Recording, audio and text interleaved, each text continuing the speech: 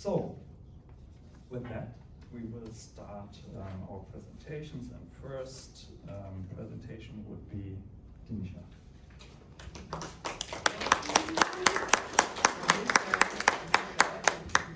While you're getting set. Yep. There's pieces in here get full if people do want to have a piece. Maybe take 30 seconds to get up and grab one. If not, I'm not doing it. start stuff. Nice go.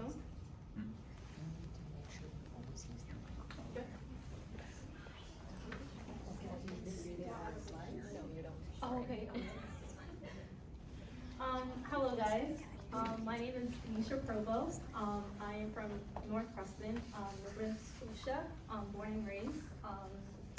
I left at the age of 14. I'm a professional basketball player. I have really good skills, and from there I got accepted into a boarding school in Connecticut, where a lot of Ivy League students went there, and I was super excited to go there. But not only did my academics matter, but being a basketball player, I just lived that every day. I always had high expectations to go on and play professionally.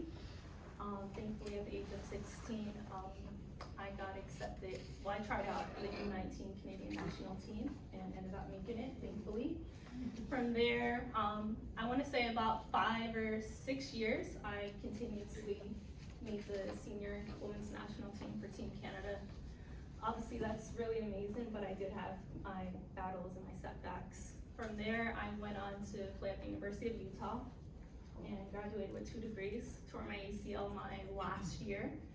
And obviously it was a blessing in disguise because I went back, got a year back, and ended up getting 2 degrees. From there, I went on to, I want to say like 6 different countries. I went to Spain, Greece, Germany, China, Australia, and Italy, and played professionally there. Once I went to Germany, which was, I had an absolutely amazing career. I never actually struggled with what I wanted to do after. I just figured I'd just be a basketball player for the rest of my life. When I came back, I got invited to the Olympic Team Canada to go to Tokyo 2 weeks before I tore my Achilles. I was actually super devastated, but long story short, I always wonder why me, why now? So I think that was like the first time basketball's been a big part of my life.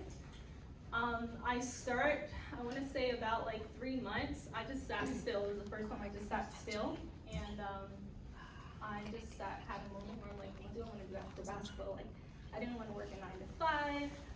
I didn't want to give back to the community. I was like very selfish, and then so selfish. And then it was actually my first time being here in Nova Scotia for a full year. So I want to say for 4 months, I met with Jason and kind of introduced myself randomly. I wasn't looking for him, but I found him. And I started a girls basketball academy. This is how I developed my academy. I wanted to give back to my community. I wanted to help young girls like myself, especially from the Black community, to reach their goals. Not only is academics a big part of your success, but we can't be a basketball player for the rest of our lives. And my goal and my mission is to help get them to live the dreams that I've had. Obviously, being a basketball player is great, but I'm more than just that. I really enjoyed the aspiration of traveling. I've been to 20 different countries at the age of 28. And I want to use my connections to help young girls from Nova Scotia get on the map as well. Either that's university, either that's making the connections to get them across the world to even just experience a new culture outside that. And being a positive role model, it makes my job easy. It's something I always wanted to do, and now that I am here, I played in China and Australia the past year. And this is my first time where it's like I kind of want to take it to the next level for my academy and kind of just impact the young girls in Nova Scotia to give them opportunities for education, for basketball skills, for careers, businesses, anything that I can kind of tap in. Obviously, you have to be a messenger, and that's what I am here for. And honestly, if it's someone that I'm kind of the blueprint, I've had the injuries, I have the education, I have the travel experience, experience. I played Division I basketball. I played Team Canada. It's like, who else wouldn't be someone that they wanted to look up to? So my goal for the next year is to try to get my academy up and running where it's full time. I have over 150 young girls that are in it. And I was hoping that I can keep focusing on the younger generation, because at there is some point, not everyone's gonna make it in the basketball world. So like, what can I do differently and how can I impact their life? And that's kind of what I do.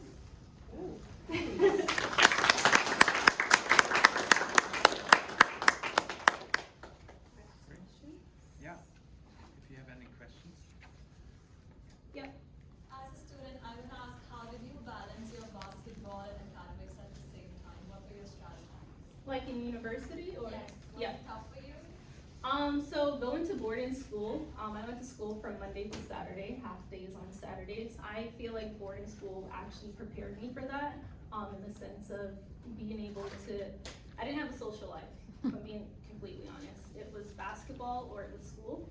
And I think once I got to university, it was very much like, what matters most? Does it matter to have 100 friends? Or does it matter to get a degree? Or did it matter, I had 2 jobs. It was, without your academics, I couldn't really perform at the level I wanted to be on the court. And I also couldn't sustain to be up till 3 or 4 in the morning, so I practice at 6. So I think just balancing what's most important to you.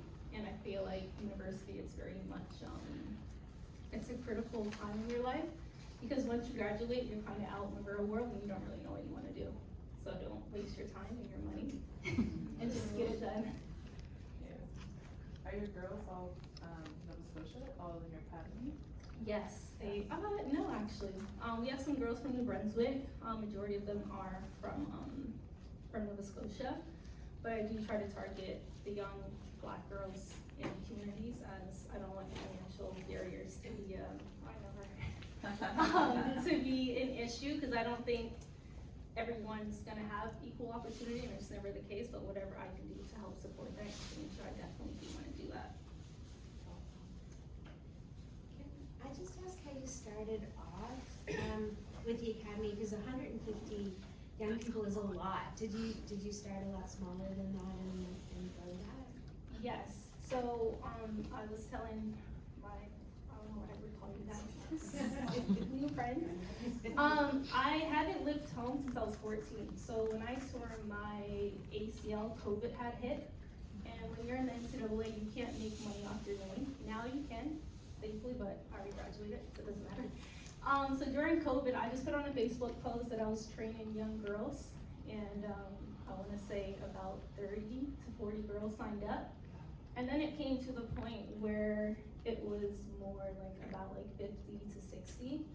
But then I'm like, I had injuries. What more can I do to actually help these young girls? Because basketball isn't the key to everything. Once I started that, I took teams to New York City to play Nike Rose Classic. I took them to my boarding school to tour to see what that's like. And then once I got it out there with social media, which is absolutely amazing, each parent just kept telling the next person, the next person, the next person, where it's like my job got super hard, so now I'm trying to create a team to help manage and make sure everyone gets the support that they need as well. And then also last thing too, when I tore my Achilles, I was physically here for 6 months. I couldn't do no basketball, so I started a mentorship program for young girls, and that's kind of how I stayed connected as well. Good.